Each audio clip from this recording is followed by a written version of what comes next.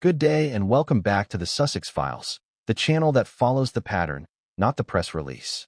And today's episode is about a pattern so consistent, so relentless, and so thoroughly documented that by the time we reach the end of this video, you're going to find yourself asking a question that no mainstream journalist has yet had the courage to ask out loud in print. What does it tell you about two people when virtually everyone who gets close enough to see their reality walks away? Not one person. Not two, not even five. We are talking about more than 20 named individuals, personal assistants, private secretaries, communications directors, chief of staff, film producers, PR executives, charity directors, all of whom came to work for Harry and Meghan, and all of whom, at varying speeds and for varying stated reasons, left. Some quietly, some with glowing public statements that did not quite match what insiders were saying privately. So I've got to finish on something completely bizarre. This is Harry and Meghan. And look, what's his name? Burrell, this former butler, one of these royal commentators. Here's what he thinks has happened to Harry. I think she was scared of coming back to this country, and quite rightly, because the people of this country don't like the fact that she's stolen our prince. And she's literally brainwashed him, blinkered him, and tied him down to his California mansion. We're nearly out of time, but quickly, Jim, it couldn't be possible, could it, that a bloke gets falls in love and... forbid. I mean, he might fall in love and actually follow his heart. I love that you're our royal correspondent too, by the way, Chris. This is very good for me. And some in circumstances so telling that even the most sympathetic observer would struggle to explain them away. This is episode 5 of the Sussex Files, and this is the staff graveyard. Before we go further, if you have not yet subscribed, do it now and tap that notification bell. You cannot afford to miss what is coming in this series. Right, let us begin at the beginning. The departures did not start in California. They did not start after Megxit. They started within months, weeks, in some cases, of the wedding. May 2018. Harry and Meghan are newly married. The world is watching. The goodwill is enormous. And almost immediately, the exits begin. The first significant departure was Katrina McKeever, senior communications secretary, who left shortly after the wedding. Then came the one that, even at the time, raised serious eyebrows across every royal correspondent's desk in Britain. Melissa Tabati, Meghan's personal assistant, resigned after just 6 months, and the details that emerged from insiders were not vague. A source told The Sun directly, and I want you to hear this clearly because this is not a tabloid invention. This is from someone inside the household. Her job was highly pressurized, and in the end it became too much. She put up with quite a lot. Meghan put a lot of demands on her, and it ended up with her in tears. In tears. 6 months in. Working for a woman who would later tell Oprah Winfrey that she herself had been left without support and driven to her lowest point. Then Amy Pickerel, assistant private secretary, also departed in that same early period. 3 people gone within the first year of the marriage. And the palace, doing what the palace does, said very little and moved very slowly. But the departure that deserves the most attention and receives the least is Samantha Cohen. Because Samantha Cohen was not a junior aide. She was one of the most experienced and trusted members of the Queen's personal staff. She had served the royal household since 2001. She was assigned specifically to Meghan as private secretary, a gesture of extraordinary institutional goodwill, sending in one of their absolute best people to help the new Duchess navigate royal life. And what happened? Samantha Cohen told Australia's Herald Sun that she had only agreed to a 6-month secondment but ended up staying for 18 months because they could not find a replacement willing to take the role. And when they finally did find someone to replace her, that person quit as well, while still on the Africa tour, before they had even properly started. Read that again. They could not find anyone willing to replace the private secretary. And when they did find someone, that person watched the reality up close during the Africa tour and resigned before coming home. That is not a staff turnover statistic. That is a warning sign and flashing lights. Now let us move forward, because the pattern only accelerates after Megxit.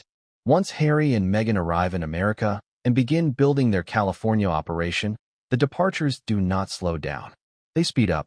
Catherine St. Laurent was appointed chief of staff at Archewell, a senior, prestigious role. She left after 11 months.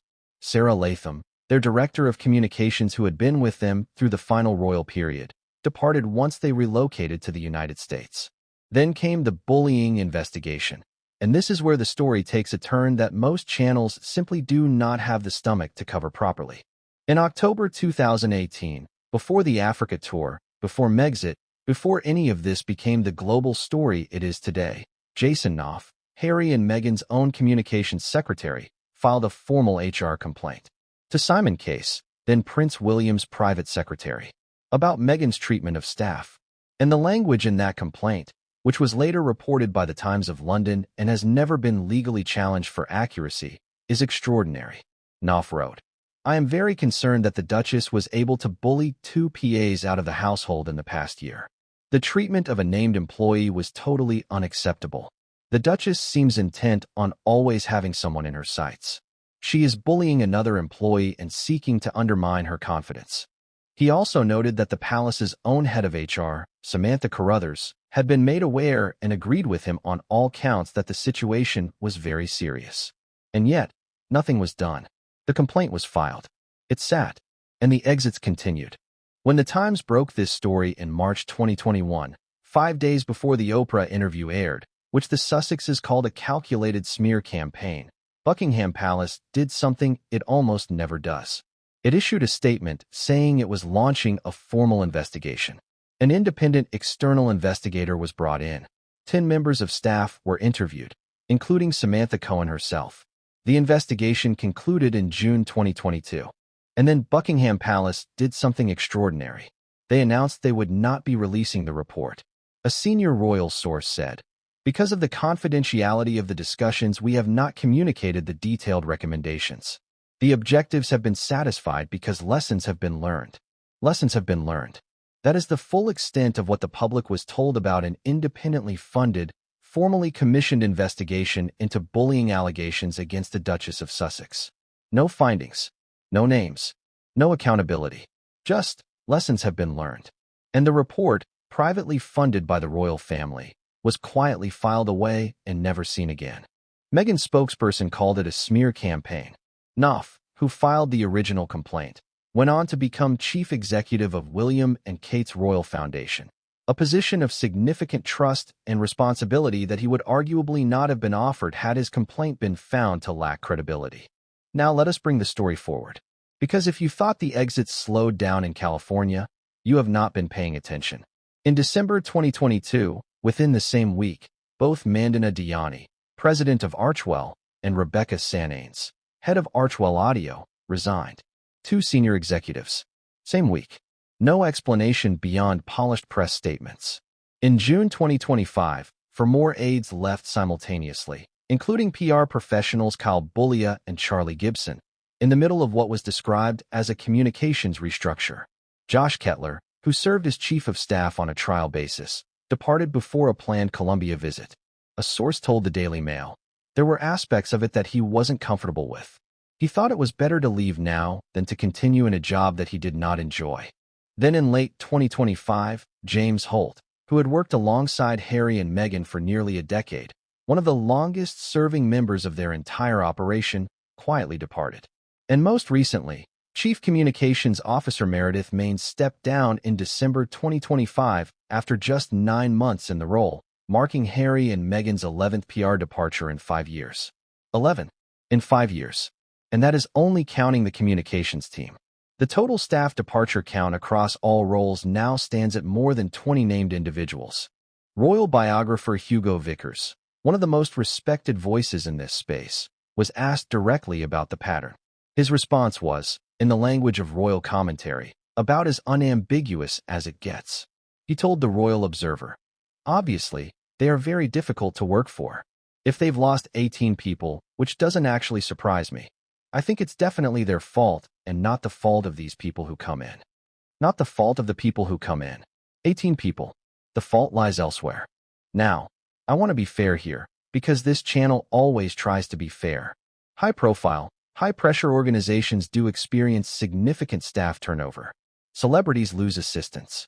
Politicians lose aides. That is not unusual in itself. What is unusual, what makes the Sussex pattern categorically different, is the combination of factors: the number of departures, the seniority of the people leaving, the specific, documented, on the record language used by insiders. The formal HR complaint. The formal palace investigation. The replacement private secretary who quit mid-tour. The chief of staff who left because there were aspects of the role she was not comfortable with. These are not the hallmarks of normal high-pressure turnover. They are the hallmarks of a working environment that even the most experienced, most capable, most loyal professionals cannot sustain. And here is the conclusion that this evidence leads to, the one that nobody in mainstream media wants to say plainly. The staff graveyard is not a coincidence. It is not bad luck. It is not the result of the media pressure or institutional hostility that Harry and Meghan have used to explain almost everything else. It is the result of what it is actually like to work for them.